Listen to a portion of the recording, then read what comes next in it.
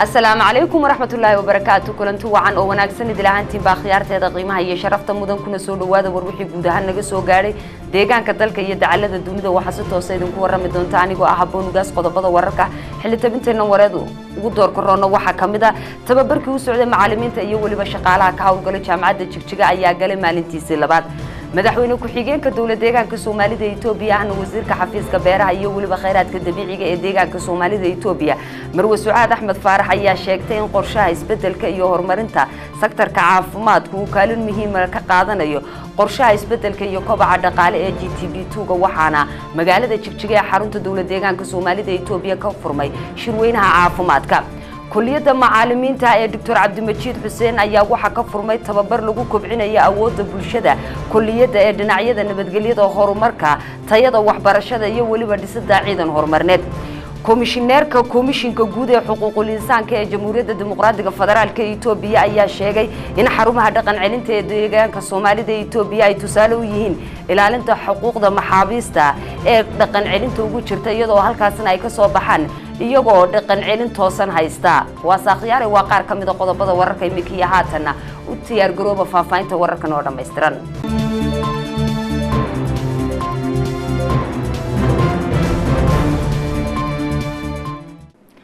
markale kulanti wacan oo xiisa xambaarsan warkii oo dhameystiran tababarkii u socday macallimiinta iyo waliba shaqaalaha ka hawlgala jaamacadda Jigjiga ayaa galay maalintiisii labaad warbixin murtaas ku saabsan waxaynu eegaya wariye Cabdi Cumar Maxamed tababarkii la siinayay macallimiinta iyo shaqaalaha ka hawlgala jaamacadda Jigjiga ayaa galay maalintiisii labaad waxaana tababarkan hogaaminayay afayeenka baarlamaanka deegaanka ahna gudoomiyaha xisbiga dimuqraadiga shacbiga Soomaalida Itoobiya Mudane Maxamed Rashiid Isaaq iyo macallimiintii tababarka bixinayay iyadoo galinkii horena loo qaybiyay koox isla markaana ay kaga doodayeen casharadii ay qaateen shalay iyo filimkii documentary-ga ahaa ay ka hadlayeen sooyaalka taariikheed ee deegaanka ee ay daawadeen kadibna ay ka dhiibteen fikradooda talabixinta iyo heerka horumarka ee waqti xaadirkan deegaanku marayo iyadoo talabixintii iyo su'aalihii ay soo jeediyeen macallimiinta iyo shaqaalaha qaadanayay tababarkan ee jaamacadda Jigjigana uu ka jawaabay afayeenka baarlamaanka Mudane Maxamed Rashiid Isaaq oo uga mahadnaqay fikrada dhaxalgalka ay soo jeediyeen aqoon-yahanadu tilmaamana in gasha u noqonayaan deegaanka sidoo kalena ku booriyay aqoon-yahanada jaamacadda in shacabka deegaanka ay u huraan aqoontooda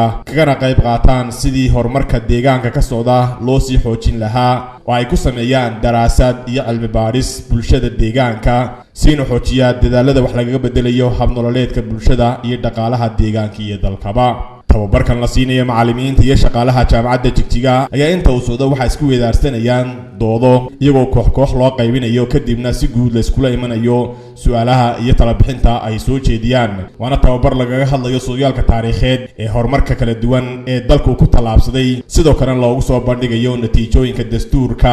nidaamka federalismka iyo wada noolaanshuhu muhiimadda ay leedahay sidii aqoon-yahanadu ay u sii xoojin lahaayeen tayada waxbarashada ee lagu doonayo si loo helo cud aqoon-yahaniina oo karaar geliya horumarka xawliga ee guud ahaan dalkan Itoobiya uu ku talaabsaday madaxweyne ku-xigeenka dawladda deegaanka Soomaalida ee Itoobiya ahna wasiirka xafiiska beeraha iyo kheyraadka dabiiciga ee dawladda deegaanka Soomaalida ee Itoobiya ayaa sheegtay in qorshaha isbedelka horumarinta sektorka caafimaadku uu kaalin muhiim ah ka qaadanayo qorshaha kobaca iyo isbedelka dhaqaalaha ee GTB2ga waxaana magaalada Jigjiga ee xarunta dawladda deegaanka Soomaalida ee Itoobiya ka furmay shirweynaha caafimaadka warbixin murtaas ku saabsan waxaynu eegaya wariye Maxamed Xasan Cabdullaahi shirweynahan caafimaadka oo lagu daahfuriyay qorshaha kobaca iyo isbedelka adeega caafimaadka oo uu soo diyaariyay xafiiska caafimaadka dawladda deegaanka Soomaalida ee Itoobiya ayaa waxa uu ka qabsoomay howlka shirka Sayid Maxamed Cabdullaahi Xasan waxa ka soo qayb galay shirweynahan caafimaadka madaxweyne ku-xigeenka dawladda deegaanka Soomaalida ee Itoobiya ahna wasiirka xafiiska horumarinta beeraha iyo kheyraadka dabiiciga ee deegaanka Marwe Sucaad Axmed Faarax wasiirka xafiiska caafimaadka deegaanka Mudane Xasan Ismaaciil mas'uuliyiin kale heer deegaan ah gudoomiyaasha gobolada maayarada maamul magaalooyinka gudoomiyaasha degmooyinka maareeyaasha isbitaalada deegaanka madaxafiisyada caafimaadka ee degmooyinka deegaanka xubno ka socday wasaaradda caafimaadka dalka iyo bahwadaagta xafiiska caafimaadka deegaanka kulankan daahfurka qorshaha kobaca ee isbedelka adeega caafimaadka ayaa waxaa furitaankii kulankani ka hadashay madaxweyne ku-xigeenka dawladda deegaanka Soomaalida Itoobiya ahna wasiirka xafiiska horumarinta beeraha iyo kheyraadka dabiiciga ee deegaanka Marwe Sucaad Axmed Faarax oo sheegtay in qorshaha isbedelka iyo horumarinta sektorka caafimaadka uu yahay qorshe si qoto dheer leh oo cilmiyeysan loo soo diyaariyay kana jawaabaya baahida caafimaadka oo kaalin weyn ka qaadanaya qorshaha isbeddelkii kobaca dhaqaale wejigiisa labaad oo saldhig u ah qorshahan. mudanayaal iyo marwooyin waxaa maanta sharaf ii ah iyo maamuus in aan kasoo qayb galo munaasabadan lagu daahfurayo qorshaha isbeddelka iyo horumarinta sektorka caafimaadka ee dowladda deegaanka Soomaalida Itoobiya kaasoo ka qaadan doona qayb lixaad leh qorshaha kobaca isbeddelka iyo kobaca dhaqaalaha dowladda deegaanka Soomaalida Itoobiya amaba dalkeenu uu ku talaabsaday GDP2ga. qorshahan isbeddelka sektorka caafimaadka wuxuu xoog saarayaa afarta qodob ama ajando oo kala ah gaarsiinta adeega caafimaadka oo tayo leh isla mar ahaantaana loo siman yahay dhammaan yar iyo weyn, kobcinta awoodda fulineed ee degmooyinka, xaqiijinta iyo isticmaalka xogta caafimaadka oo sugan, xaqiijinta cududa shaqaale oo bixiya daryeel caafimaad kaasoo ku salaysan xushmad isla mar ahaantaana si naxariis leh in dadka loogu adeego. madaxweyne ku-xigeenka dowladda deegaanka Soomaalida Itoobiya ahna wasiirka xafiiska horumarinta beeraha iyo kheyraadka dabiiciga Marwo Sucaad Axmed Faarax ayaa hogaaminta kala duwan ee ka soo qayb gashay shirweynahan waxa ay ku booriseen ay doorkooda ka ciyaaraan hirgelinta qorshaha isbeddelka iyo horumarinta sektorka caafimaadka. si aan ooga midho dhalino qorshahan ayaa waxaa lagama maarmaan ah inaan dhammaanteen degmooyinka iyo gobollada aan ka kala nimaadno oon hirgelino qorshayaashan iyo ajandayaashan qaabkii caafimaadka looga keeni lahaa isbeddel waara. wasiirka xafiiska caafimaadka dowladda deegaanka Soomaalida Itoobiya mudane Xasan Ismaaciil oo halkaasi ku soo bandhigay qorshaha caafimaadka deegaanka sanooyinkii la soo dhaafay xaaladda adeeg bixinta caafimaadka ee waqti xaadirkan ayaa waxa uu sheegay in sanooyinkii ugu dambeysay xukuumadda ay xoogga saartay kor u qaadidda adeegyada aasaasiga ee caafimaadka gaar ahaan daryeelka hooyada iyo dhallaanka, ka hortagga iyo xakamaynta cudurrada faafa iyo in la tayeeyo adeeg bixinta xarumaha caafimaadka sida cisbitaalada, xarumaha iyo rugaha caafimaadka iyo in la sameeyo xidhiidh wanaagsan oo ay yeeshaan xarumaha adeeg bixintii bulshada iyada oo sanadkan in la sii xoojinayo.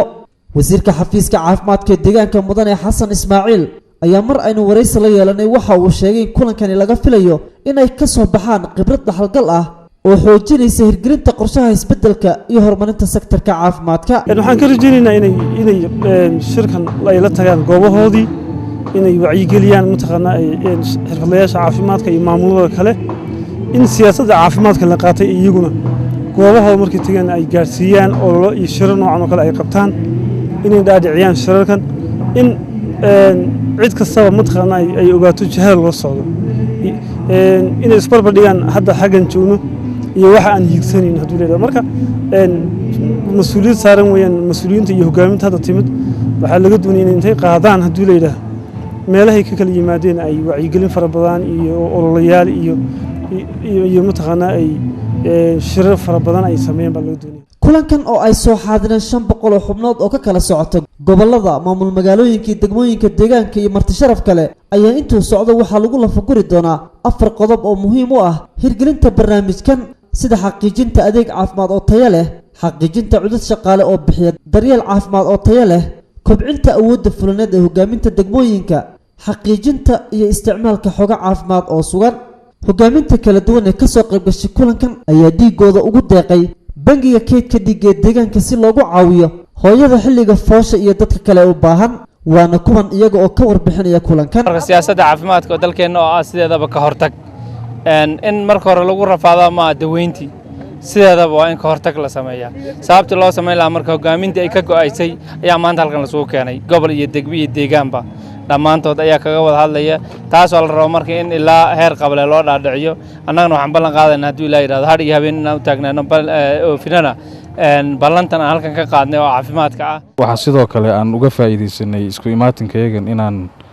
ku deeqno dhiiggayaga oo nagu deeqno hooyooyinka inta badan dhiig la'aanta ay ku dhacdo xilliyada ay umulayaan ama uurka ay dhalayaan carruurta iyo shilalka xilliyada ay dhacaan dadka ay dhiig la'aantu la soo deristo maadaama deegaankeena laga aasaasay bangigii dhiigga oo hadda ka hor aan jiri jirin waxaa fursad qaali noo noqotay in aan bulshadayada ugu deeqno dhiiggayaga. shirweynahan caafimaadka ayaa intuu socdo waxaa la rajaynaya inay ka soo baxaan go'aano muhiim ah oo dardargelinaya qorshaha isbeddelkii horumarinta sektorka caafimaadka. gabagabadii kulankan ayaa keega loogu talagalay daahfurka qorshaha kobaca iyo isbeddelka adeega caafimaadka waxaa si wada jir ah halkaas ugu jaray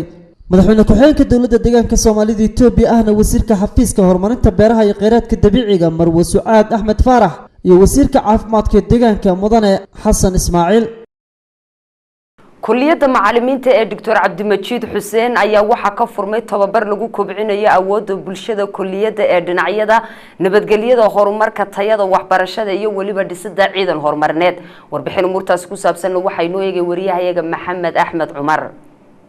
tababarkan ka furmay kulliyadda macallimiinta ee Dr. Cabdimajiid Xuseen oo ahaa tababarka kobcinta dhinaca nabadgelyada, horumarka maamulka suuban, tayada waxbarashada iyo dhisidda ciidan horumarineed ayna ka soo qayb galeen macallimiinta iyo shaqaalaha kulliyadda Dr. Cabdimajiid Xuseen ayaa waxa hogaaminayay madaxweyne ku-xigeenka ahna wasiirka xafiiska waxbarashada ee dowladda deegaanka Soomaalida Itoobiya mudane Mawlid Hayr Xasan oo ku-xigeenka xafiiska maamulka ee dowladda deegaanka Soomaalida Itoobiya mudane Ibrahim iyo maarayaha kulliyadda Dr. Cabdimajiid Xuseen mudane Maxamuud Axmed Nuur. tababarkan oo lagu qaadanayo 10 ku sooyaalkii taariikheed ee deegaanka iyo dalkuba soo maray heerka waxbarasho halkii uu taagnaa 25 sano ka hor iyo halka uu maanta marayo, faa'iidooyinka laga dhaxlay nidaamka federalismka, dimuqraadiyadda, dhisidda ciidan horumarineed iyo abuuridda bulsho midaysan oo sii xoojisa kobaca dhaqaalaha ee dalku tubtiisa hayo. waxaana tababarkan furitaankiisa ka hadlay madaxweyne ku-xigeenka ahna wasiirka xafiiska waxbarashada ee dowladda deegaanka Soomaalida Itoobiya mudane Mawlid Hayr Xasan isagoo si ballaaran uga hadlay horumarka ballaaran ee dhinacyo badanaha ee dalku ku tallaabsaday muddadii 25 sano ahayd ee la soo dhaafay. tababarkan maanta noo furmaya oo ah mid aan ku qiimeynayno dhinaca nabadgelyada, dhinaca horumarka, dhinaca maamulka suuban iyo sidoo kale dhinaca siyaasadda iyo dimuqraadiyadda intaba. dhinacyada aynu ka eegaynana waxaa weeye dalkan ilaa iyo intuu dowlad soo ahaa xaaladiisu sidee bay ahayd. dhinacyada aynagoo ka eegayna boqortooyada xilligeedii sidee buu ahaa xilligii dhargiga muddadan 25 sano ana sidee buu noqday. isjacaylka qowmiyaduhu halkee buu marayay, maantana halkee buu maraya. kolka waxaynu garanaynaa in wanaag aynu maanta haysano. ku-xigeenka xafiiska maamulka dowladda deegaanka Soomaalida Itoobiya mudane Ibrahim ayaa isaguna tilmaamay inay waajib tahay in meel looga soo wada jeedsado kuwa doonaya inay dalka dib ugu celiyaan cadaadiskii dhargiga iyo nidaamyadii hore ee cabrinta ku salaysnaa. tababarkan ku saabsan kobcinta awoodda macallimiinta ama guud ahaanba bulshada ee si gaar ah u focus gareynaysa arrimaha nabadgelyada, horumarka iyo maamulka suuban. waxaan jeclaan lahaa inaan dhowr qodob oo kooban ka idhaahdo. midda koowaad, sooyaalkii taariikheed ee dalkeena soo maray, nidaamka federalismka iyo guulaha aan ku soo gaarnay, jihada aan u soconno. waxaa cid kastaba ay og tahay oo aysan ka qarsoonayn markaan leenahay sooyaalkii taariikheed ee dalkeena soo maray. waxaan u kala saari karnaa xilligii boqortooyada, xilligii dhargiga iyo nidaamka federalismka. xilligii boqortooyada dalkeena wuxuu muddo dheer ku soo jiray nidaam boqortooyo ah oo isku dulnoolaanshaha isla markaasna ka hirgeliyey waddanka waxaa la yidhaha feudal system. dadku waxay ahaayeen cid ku hoos nool nidaamkii boqortooyada. dargigii dadka siday u gumaadaysay, u leedaysay iyo dhibaatooyinkii faraha badnaa, hagardaamooyinkii aan la koobi karin ee ay ku haysay shucuurteenna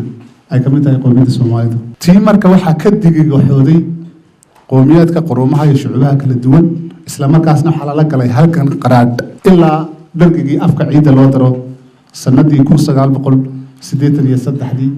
taariikh darsiyeedka Itoobiya. isla markaasna ay halgankaas ku guuleysteen gacanta ku dhigan ururka EPRDF. dhinaca kale maarayaha kulliyadda Dr. Cabdimajiid Xuseen ayaa nooga warbixiyay ujeedooyinka tababarkan waxuna yiri. marka ujeedada tababarkan waxa weeyaan waa kobcinta awoodda shaqaalaha iyo macallimiinta kulliyadaha jaamacadaha dalka wax ka bara. marka kulliyaddan maanta Dr. Cabdimajiid Xuseen waxa ka bilaabmay tababar ku saabsan kobcinta awoodda macallimiinta iyo community-ga kulliyadda ay leedahay. marka ujeedada tababarkaas waxa weeyaan ina bal 25 sano ama rubuc qarnigii tagay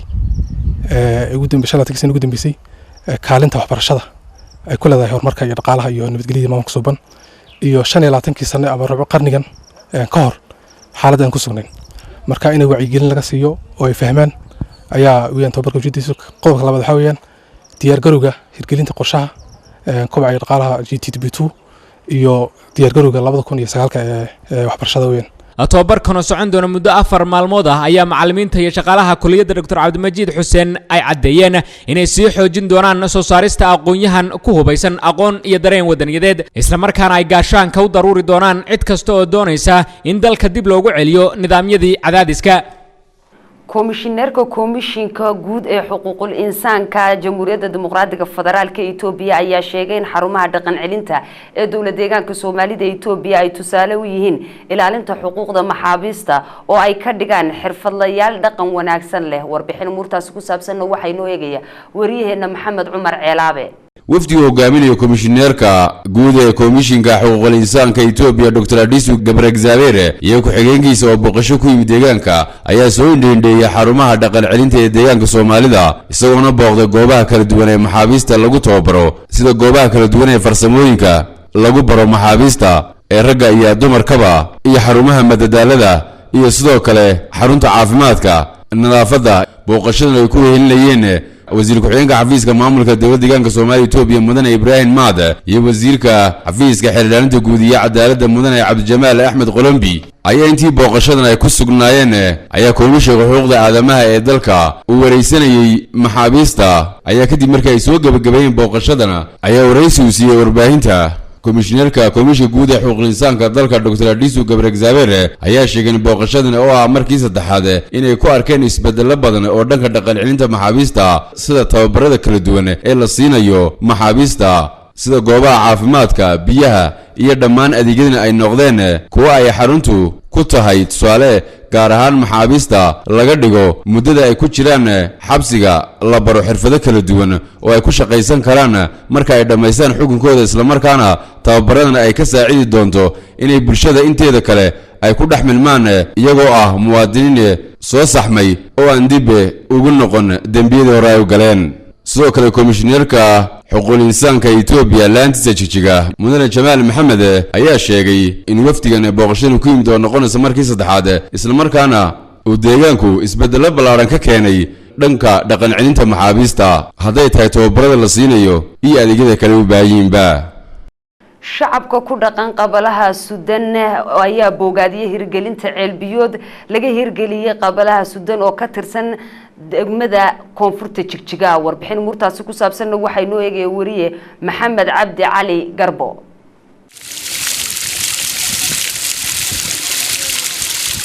shacabka ku dhaqan tuulada Sudan ayaa sheegay inay ka faa'iideysanayaan dhamaystirka mashruuc ceelbiyood riig ah oo xafiiska horumarinta kheyraadka biyaha dawladda deegaanka Soomaalida Itoobiya ka fuliyay tuulada Sudan oo ka tirsan degmada Jigjiga ee gobolka Faafan. qaar ka mid ah shacabka ku dhaqan tuulada Sudan oo la hadlayay warfideenada deegaanka ayaa sheegay inay ka kaaftoomeen safarkii dheeraa ay u gali jireen helitaanka biyo isla markaasna haatan ku heleen tuuladii ay ku sugnaayeen. shacabka ku dhaqan tuulada Sudan waxay hoosta ka xariiqeen in mashruucan la dhameystiray ceelka riiga loo sameeyay goobtii loogu talagalay shacabku inay ka faa'iideystaan sida water point-yadii iyo dararkii xoolaha sida geela looda iyo adhigaba. shacabka ku dhaqan tuulada Sudan waxay dhanka kale ballan qaadeen in ay ilaashanayaan mashruucan ceelbiyoodka isla markaasna ka faa'iideysan doonaan biyihii barkadii ceelkii wax kasta maanta 24 saac ayaanu socon jiray wareega marka ilaah baa mahadle maantana biyihii baanu haysanaa ceelkii baa naloo qabtay nadilada biyaha naloo sameeyey. maanta waxaan taaganahay alxamdulillahi rabbil caalamiin xukuumadda sharaf weyn bay naga mudan tahay ardaagii bay maanta riigii iyo caafimaadkii iyo barkadii mid walba ardaagii baa nalooga sameeyey. waxa weeyaan imika maanta aan taaganahay raashinkii baa nala siiyey biyihii baa nala siiyey barkadii baa buuxda riigii baa burqanaya raashinkii baa qoqolada yaala ilaahay iyo dawladayadaan ku mahadnaa sharafta leh. mas-uuliyiin uu horkacayay wasiir ku-xigeenka xafiiska horumarinta kheyraadka biyaha ee dawladda deegaanka Soomaalida Itoobiya Mudane Cabdiraxmaan Curaati ayaa kormeer indhayn shaqo ku gaadhay goobta laga fuliyay ceelkan riiga ee tuulada Sudan ee degmada Jigjiga gobolka Faafan.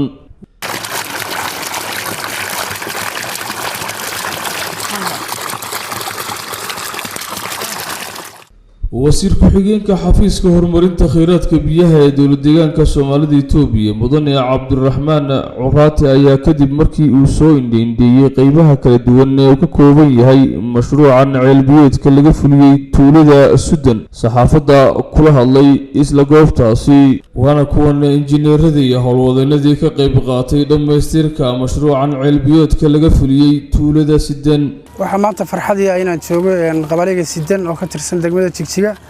oo laga sameeyay ceel biyood oo laga qoday dhawaan sanad miisaaniyadeedkii 2008 ceelka hadana waxa loo raaciyay in loo sameeyo waa turbooyintiyadii iyo katatraafyadii dararkii xoolaha ay ka cabayeen dar loogu talagalay in geelu ka cabaan dar loogu talagalay in adhigu ka cabaan dar loogu talagalay in loodu ka cabto iyo laba dar oo kale ay ku dadku ay ka cabayeen taasoo farxad weyn ah. tuulada Sidan oo kamid ah tuulooyinka hoos yimaada degmada Jigjiga qiyaastii xarunta degmada waxa ay u jirtaa masaafo dhan ka badan 65 kiiloomitir dhanka koonfur galbeed. mashruucan biyo-gelinta laga sameeyay qabalaha Sidan oo ka tirsan degmada Jigjiga gobolka Faafan ayaa waxa uu kamid yahay dadaalka xafiiska horumarinta kheyraadka biyaha ee dowlad deegaanka Soomaalida uu kor ugu qaadayo helitaanka biyaha nadiifta ee bulshada iyadoo haatan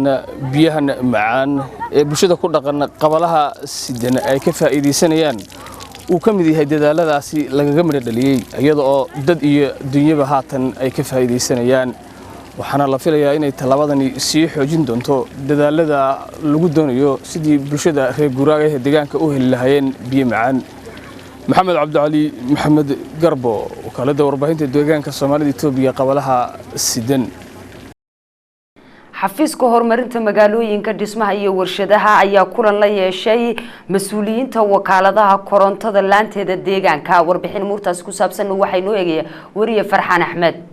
sida la wada ogsoon yahay xukuumadda dowladda deegaanka Soomaaliya Itoobiya ayaa sanooyinkii u dambeysay dadaal ugu jirta ballaarinta adeegyada aasaasiga ah ee la gaarsiinayo shacabka si bulshada noloshooda kor loogu qaado. haddaba xafiiska horumarinta magaalooyinka iyo dhismaha warshadaha ee dowladda deegaanka Soomaaliya Itoobiya ayaa kulan la qaatay mas'uuliyiinta wakaalada quwadda korontada laanteeda Jigjiga. kulankani oo lagu sii xoojinayo qorshayaasha sanadka cusub ee 2009 dhanka adeeg bixinta iyo leergelinta ilaa tuulooyinka dowladda deegaanka Soomaaliya Itoobiya. haddaba kulankan furitaankiisa ayaa waxaa ka hadlay wasiir ku-xigeenka xafiiska horumarinta magaalooyinka iyo dhismaha warshadaha mudane Axmed Shukri isaga oo sheegay in maalinba maalinta ka dambaysa ay sii ballaaranayaan magaalooyinka iyo tuulooyinka deegaanku sidaa daraaddeed looga baahan yahay wakaalada quwadda korontada laanteeda magaalada Jigjiga in ay sii xoojiso adeeg bixinta iyo leergelinta. waa shir muhiim ah isla markaana aan kaga wada hadli doono qorshaha 2009 sidii maxaan ku rahay loo dardargelin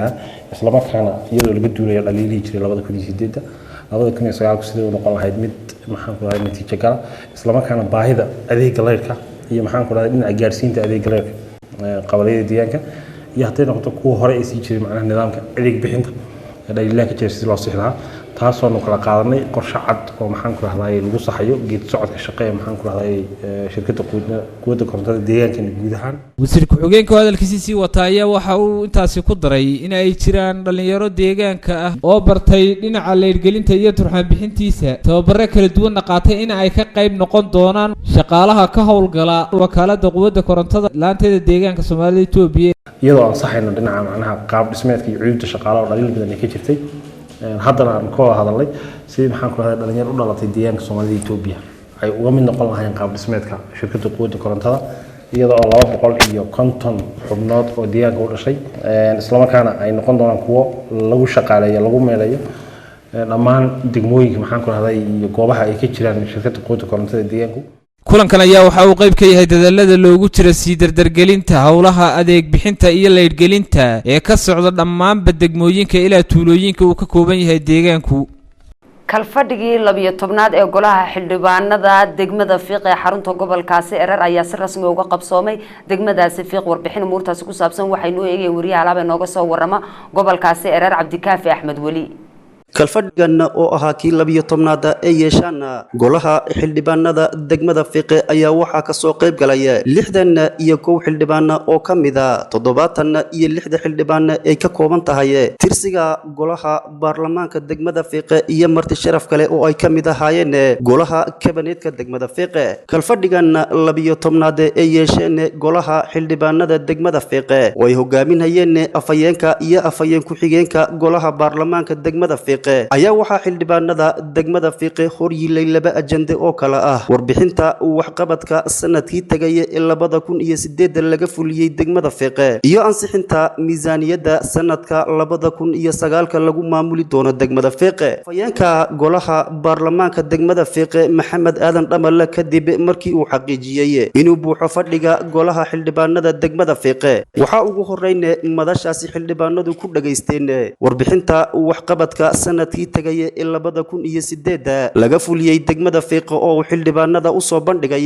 gudoomiyaha degmada Fiqe Mudane Cabdiqaadir Maxamed Xasan sidoo kalena ajendaha labaad oo ahaa ansixinta miisaaniyada sanadka 2009 lagu maamuli doono degmada Fiqe waxa madashaasi xildhibaanada si faahfaahsan ugu soo bandhigay madaxa xafiiska maaliyadda iyo horumarinta dhaqaalaha degmada Fiqe Marwo Khatre Maxamed Xasan xildhibaanada ka soo qayb galay kalfadhigan 12aad ee yeesheen golaha xildhibaanada degmada Fiqe su'aalo iyo talo bixin ay ka soo jeediyeen warbixinahan loo soo bandhigay kadib markii jawaabo ay ku qanceen ay ka heleen shir gudoonka waxay xildhibaanadu cod buuxa ku ansixiyeen dhammaanba ajendayaashii horyilay kalfadhigan 12aad ee yeesheen golaha xildhibaanada degmada Fiqe kalfadhigan 12aad ee yeesheen golaha xildhibaanada degmada Fiqe ayaa waxa uu ku soo dhamaaday jawi xildhibaanada wajigooda laga dheehan karay dareen farxadeed Cabdikaafi Axmed Wali telefishinka caalamiga ah ee ESTV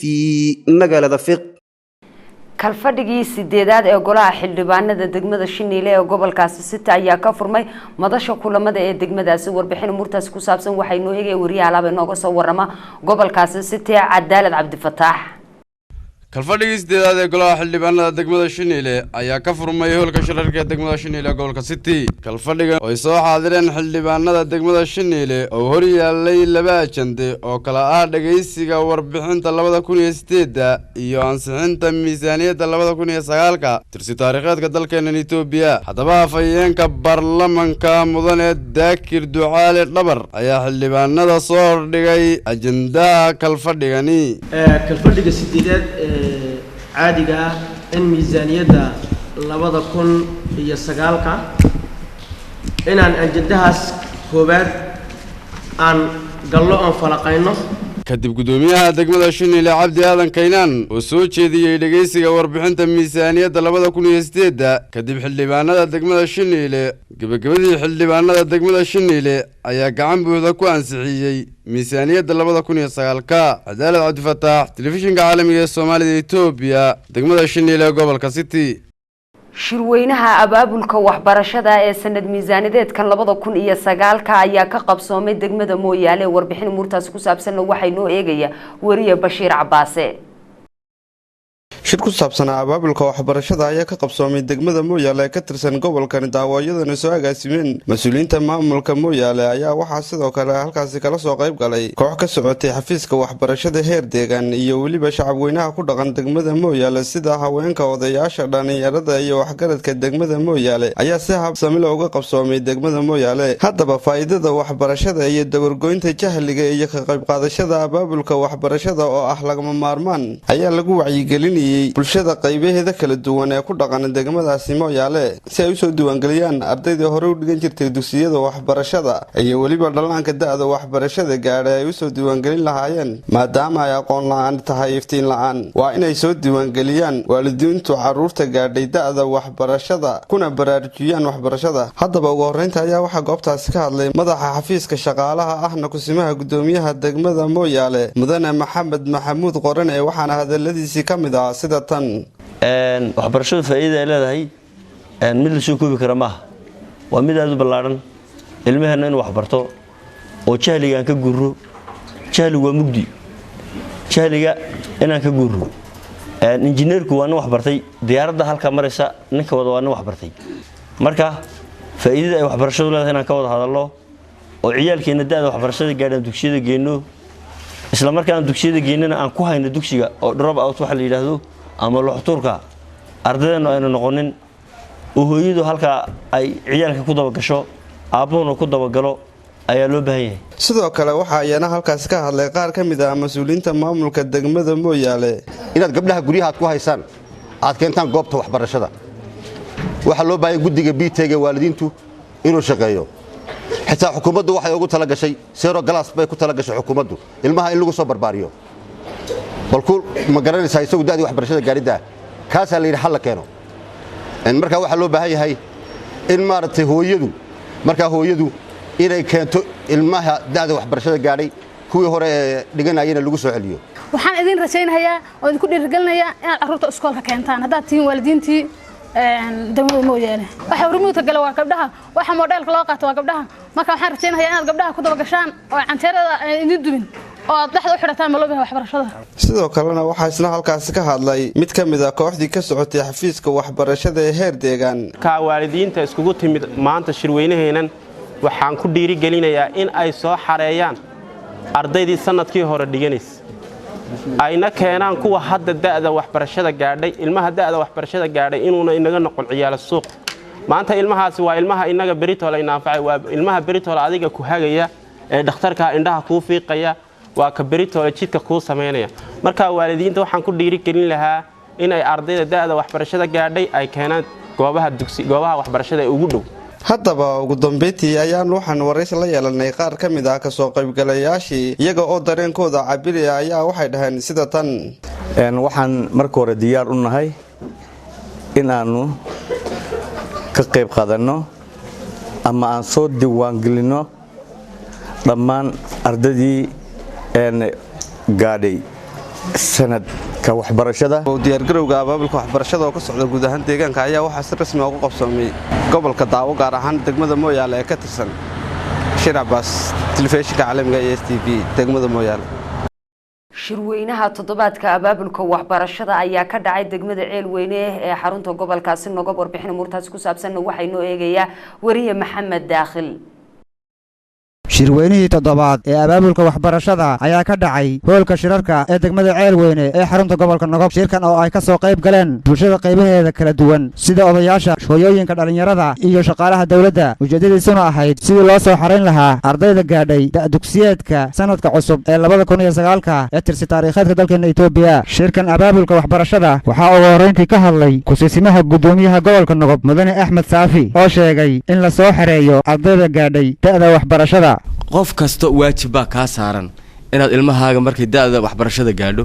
aad keento waalidkuna waajib uu leeyahay dawladuna waajib bay leedahay waalidku waajibku leeyahay waa maxay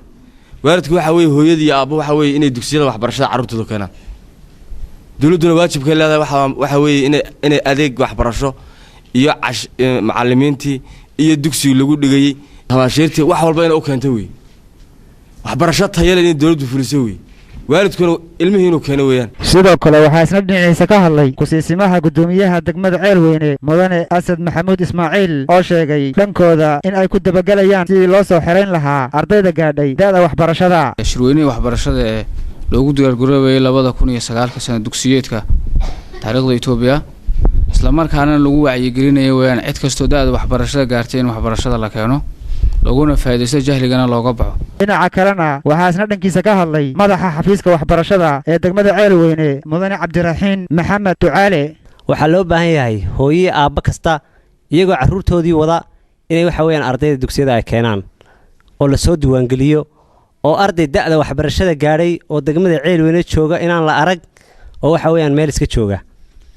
waxaan idinku baraarujinaa waxa wada ogtihiin laf dhabarta ama waxa weeyaan horumarka meesha uu ka dhaqaaqaa waxbarasho aqoon la'aan waa iftiin la'aan sidoo kalena waxaa dhankooda ka hadlay bulshadii ka soo qayb gashay shirkan ayagoo ballan qaaday in ay keenayaan ubadkooda insha Allahu ta'ala waxaan leeyahay maaragtay sida ugu habboon baan u qaadanaynaa waana isa soo diiwaangelinaynaa aniga isa soo diiwaangelinaya islaantaydana waa soo diiwaangelinaya insha Allahu ta'ala haddaba shirarkan abaabulka waxbarashada oo ay xukuumadda dawladda deegaanka Soomaalida Itoobiya ku doonayso sidii loo soo xareyn lahaa ardayda gaadhay da'da waxbarashada ayaa waxa uu qayb ka yahay sidii loo tirtiri lahaa cadawga aan leenahay oo ah jahliga Maxamed Daakhil Maxamed telefishinka caalamiga ah iyo ESTV degmada Ceelweyne ee xarunta gobolka Nogob.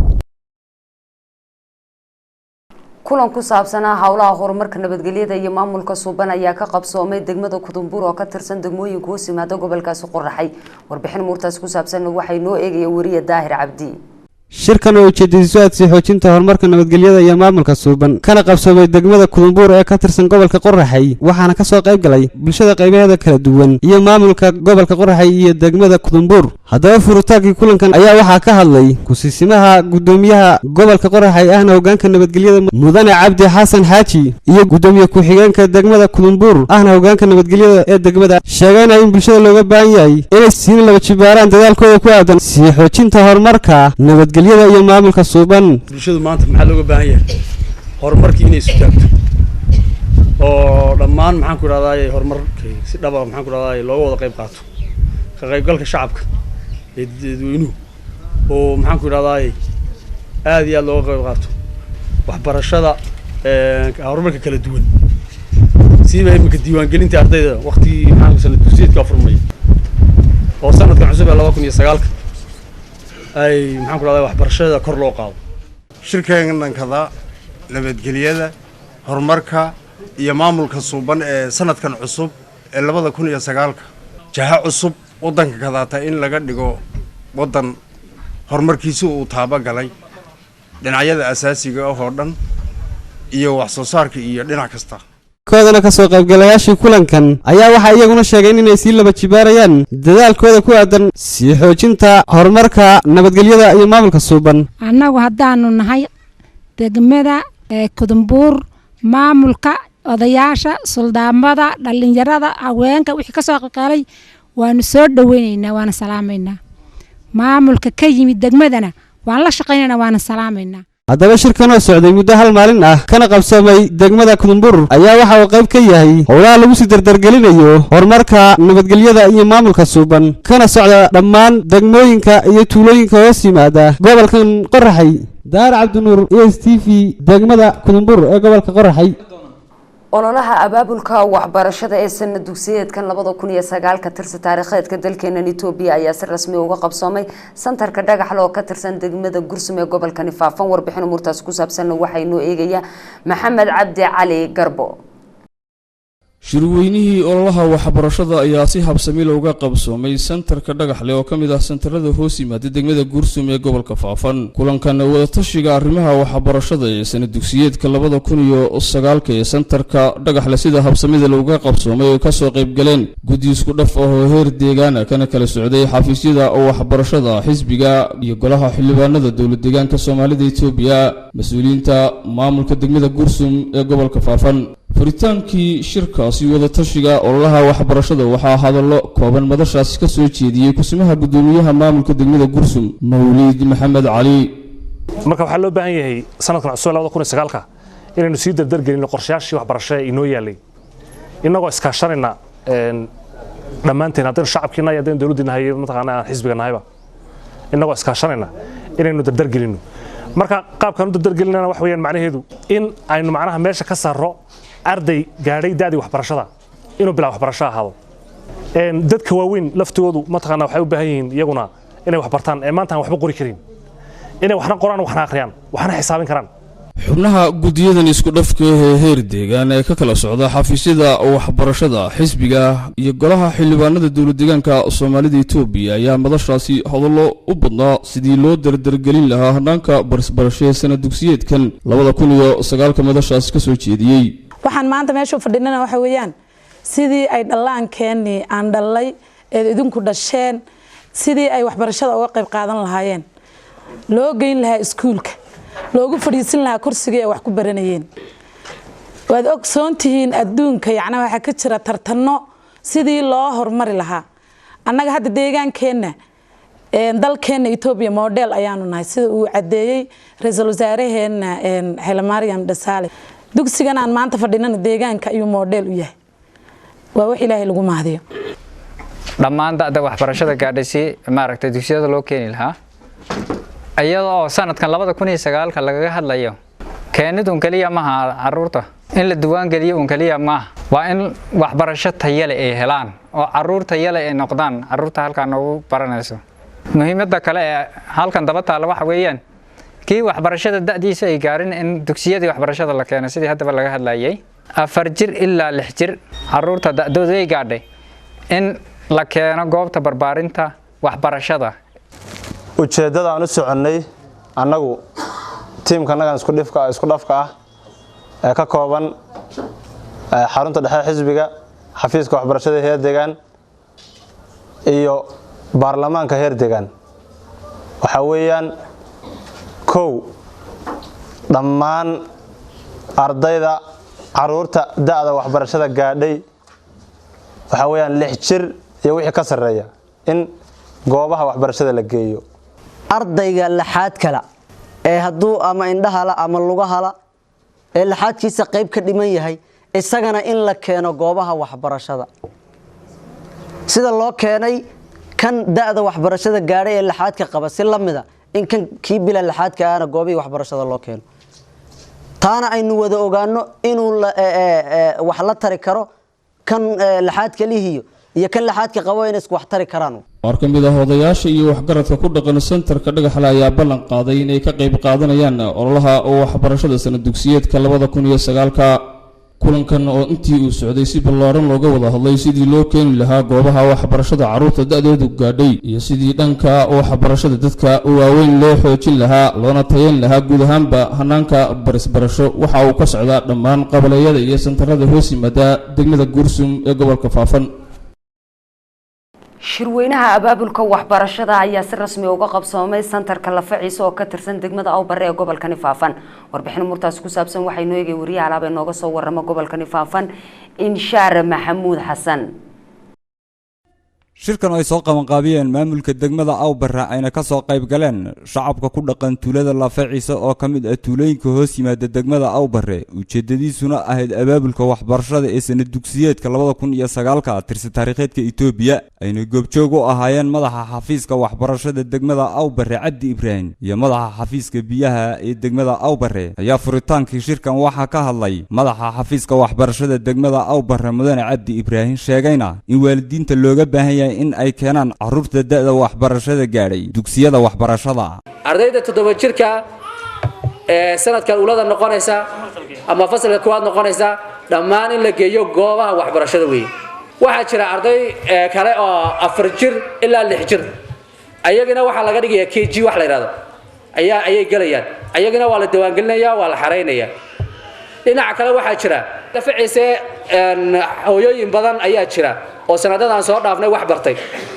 qaar qalan jabiya jira oo shahaadooyinka qaatay iminkana maxaa looga baahan yahay sanadka 2009 inay dhamaan hooyooyinka iyo aabayaasha aan helin fursadda waxbarasho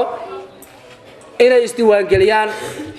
oo wax bartaan madaxa xafiiska waxbarashada oo hadalkiisa sii wata ayaa intaa waxa uu ku daray bulshadana ku booriyay in yar iyo weynba ay ka qayb qaataan abaabulka waxbarashada iyadoo intii uu shirkani socday si qodob dheer looga wada hadlay sidii loo sii xoojin lahaa abaabulka waxbarashada dadka waaweyn ka soo qaybgalayaasha shirkan ayaa iyana ballan qaaday sheegayna in ay sii laba jibaarayaan dadaalkoodii dhanka ka qayb qaadashada waxbarashada inaan hoo iyo hiil balaag taaganahay ubadkayaga macallimiinta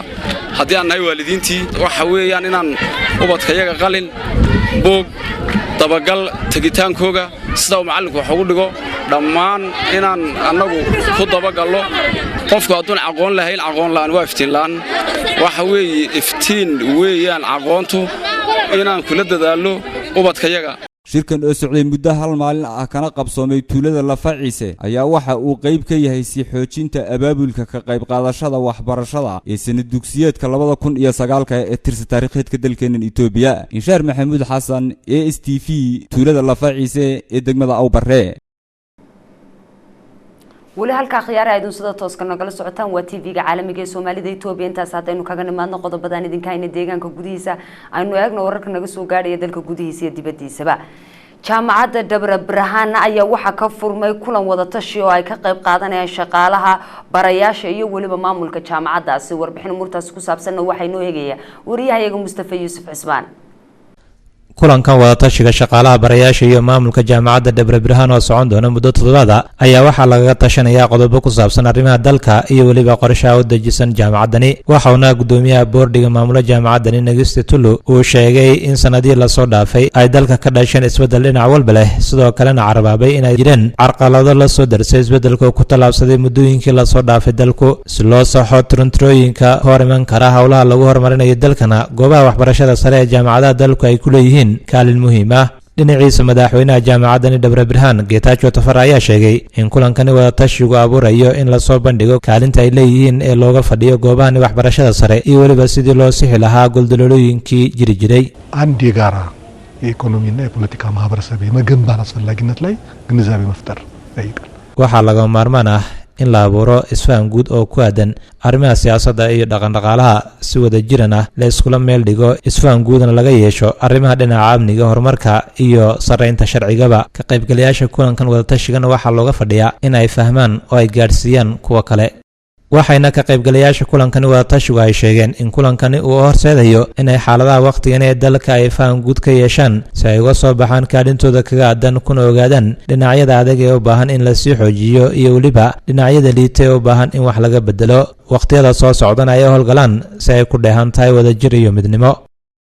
dowladda Shiinaha ayaa qoondaysay lacag gaadhaysa 100 milyan oo dollar oo wax lagaga qaban doono dhibaatooyinka dadka barakacayaasha warbixin umurtaas ku saabsan waxa mar kale inoo eegaya wariye Mustafa Yuusuf Cismaan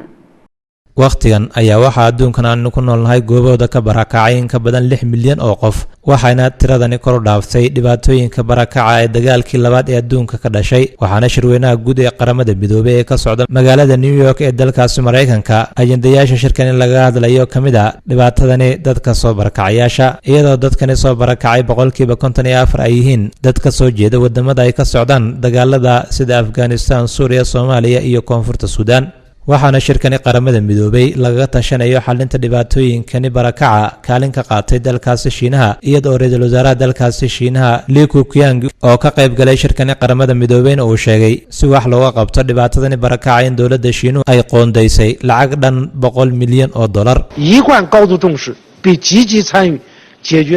dowladda Shiinuhu waxay rabtaa inay wax ka qabato dhibaatadani barakaca iyadoo la kaashanaysa wadamada caalamka sababtoo ah annagana mas'uuliyad ayaa naga saaran xasiloonida nabadgelyada iyo cadaaladda caalamkan aan ku noolnahay 100 milyan ee dollar ee aan hadda qoondaynayna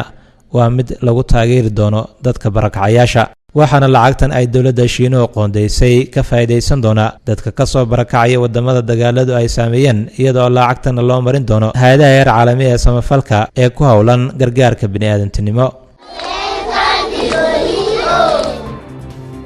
guud ahaan akhyaarteeda qiimaha iyo sharafta mudan intaas waxay noogu idil warbixin naga soo gaaray deegaanka dalka iyo dacallada dunida waa bahdi TV-ga Soomaalida Itoobiya isku duubneed la warkan war lamid intaynu ku kulmi doono amaana Allah